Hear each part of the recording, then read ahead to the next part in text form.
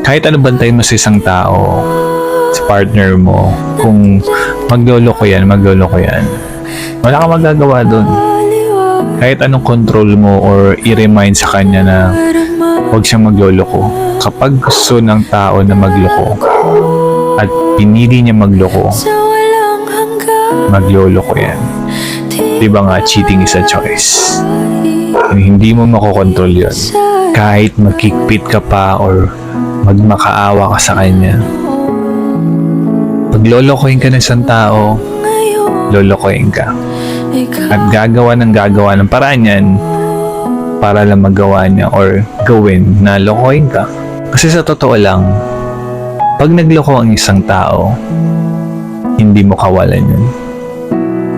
Mas kawalan ng tao na nagloko kasi sinayang niya yung taong totoo, magmahal at hindi kayang lokohin yung partner niya. So wag kang manghinayang na di porket mahal mo isang tao niloko ka, pagbibigyan mo. Porket niloko ka, masasayangan ka na sayang yung mga pinagsamahan nyo. Hindi siya kawalan. Tandaan mo at lagi mo i-remind sa sarili mo na hindi siya makakahanap ng taong katulad mo.